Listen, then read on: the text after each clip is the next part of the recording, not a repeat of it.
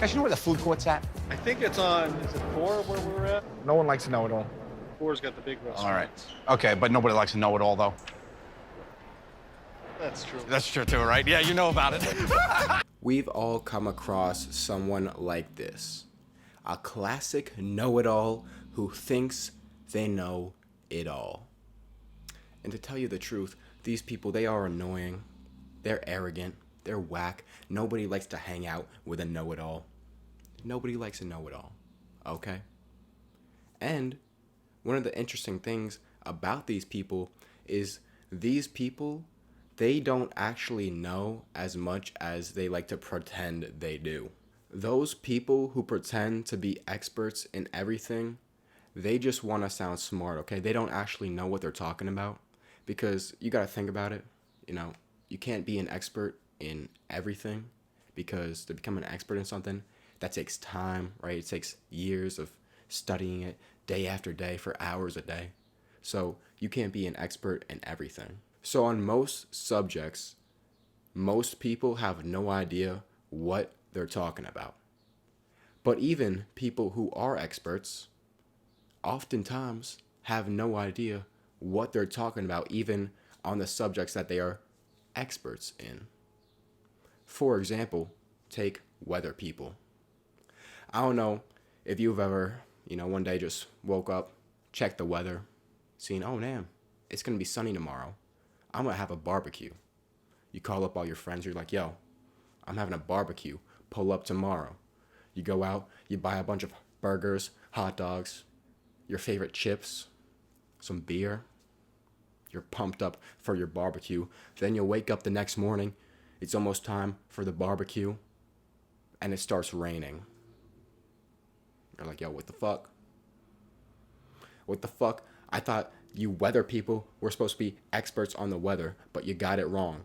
And you killed my barbecue and you killed my vibe. I think what we should do is we should kill all weather people. We should slaughter all meteorologists. I know it's harsh. It's mean. Maybe some of these meteorologists, maybe they have families who love them. But we can make it fun. Okay, we could do some fun, like, public executions. Where, like, I don't know, we could, like, blow some up with rocket launchers. We could, like, put some in a cage with hungry tigers and shit. And we could make it, like, for a good cause, too. We could, like, sell tickets to these public executions. And then, take all the revenue from the ticket sale. Like, fill up stadiums, like, stadiums. Take all the revenue and, like, donate it to charity, right? Give it to a children's hospital. Come on, it's for the kids. Come on, it's for the kids. So, yeah, pretty much what I'm saying here is most people have no idea what they're talking about. So we should, like, either silence them by force or they should do it voluntarily.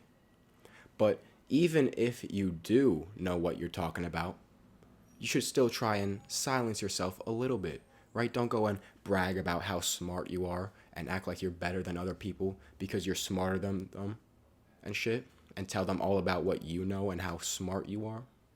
Because as Joe from Impractical Jokers said, nobody likes a know-it-all. It's annoying. We don't like it. It's whack. It's fucking annoying. Nobody likes it. And contrary to what a lot of people say, I think it's good to have people like you.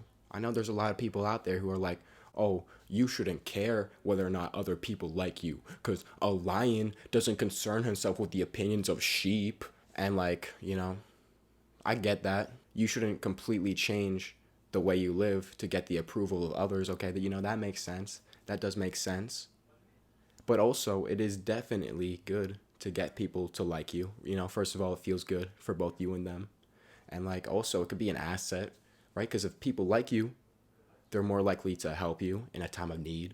And, it's just overall good to have people like you, Sorry if that's a controversial opinion these days. I think it's good to get people to like you. And if you can do something as easy as, just being a little bit humble and not bragging about how smart you are to other people, I think it's worth it to get people to like you. And, I want to share an example of this. This example is a story about this Marine Corps pilot during World War II. And, I know fighter pilots are big these days. Top Gun Maverick just came out. I've already seen it twice myself. I just had to go and see it that second time because, you know, I really like planes and jets and shit. And, you know, the story's really good. It's totally not because of that beach scene where they're all running with their shirts off. And Rooster, he like does that little thing.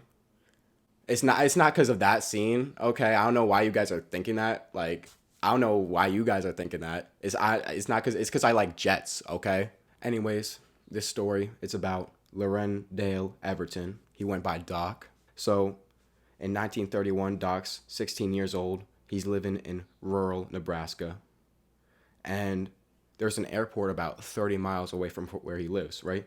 So he gets up early in the morning, hitchhikes to the airport, somehow doesn't get abducted while hitchhiking. Hitchhiking's bad, okay, guys? But yeah, he hitchhikes to the airport and starts doing a bunch of like manual labor at the airport. He's pushing planes, he's cleaning out the hangars and shit like that.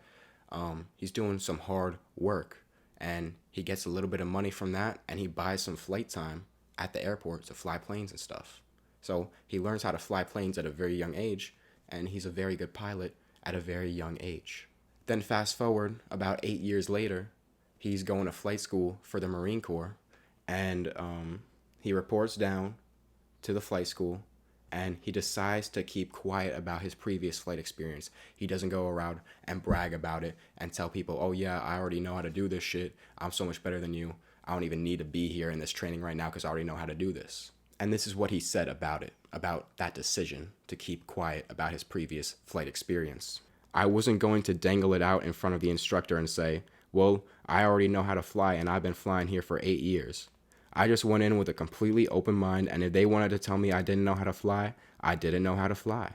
The instructor, who was a Marine reservist on active duty, said after about an hour in the air, you catch on awfully quickly. What a great example for us all to follow, am I right? I mean, this guy, he already knew how to fly, but when he went to flight school, he didn't brag about it. He didn't talk about it, right? He didn't, mention it to impress all the other people and show how cool he was. No, he kept quiet about it. And instead of impressing people by talking about how good of a pilot he was, he just showed it. He just went in and humbly showed it.